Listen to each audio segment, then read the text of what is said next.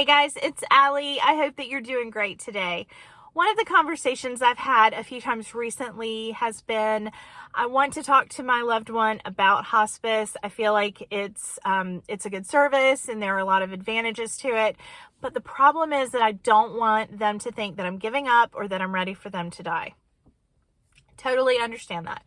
Totally justified concern there. So let's have some real talk, okay, guys?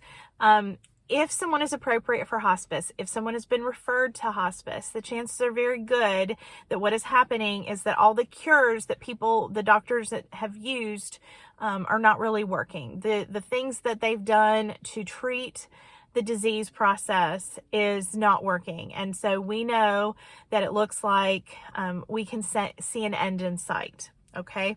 So for want of a better word, your approval of hospice or your suggestion of hospice does not mean that you think that your loved one should go ahead and die, that you're in agreement that it's time for them to go.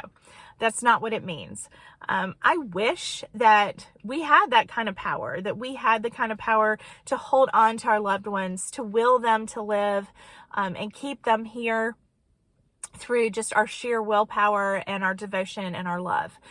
Please understand that your sheer willpower and devotion and love is something that is so important for your loved one's care and just to support them.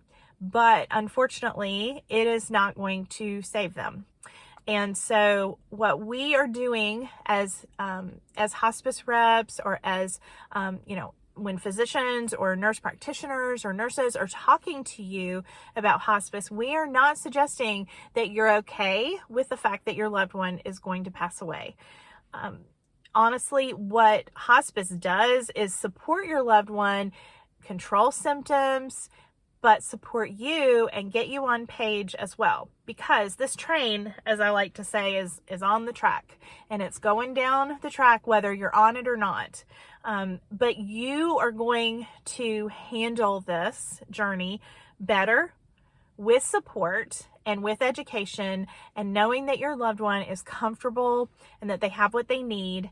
And if what they want is to pass away at home and you are able to make that happen, that is something that you can give them, because unfortunately we all have an end.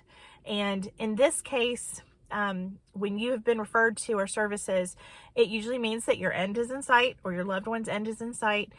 So it's actually, as sad as it is and as hard as it is for those of us who lose people that we love, and we all do, the good news is that you won't be alone, that you will have support, that hospice will send social workers and nurses and chaplains and volunteers, and that you can have guidance and education, and that most importantly, your loved one can have symptom management and can die in the environment that they want, with pets or with friends and family, in the environment that is most comfortable for them, instead of in the hospital enduring invasive treatments that are not going to change the end result. Okay, so hard thing to talk about. Every person is an individual. Every situation is an individual situation. So, but I just want you to know that because you bring up hospice to your loved one, it does not mean that you're putting your seal of approval on the fact that they can let go and go on. That's not what it means. And your loved one knows that as well. So, and if you are the patient, we just want to support you and be here for you and help make you comfortable, because you deserve that.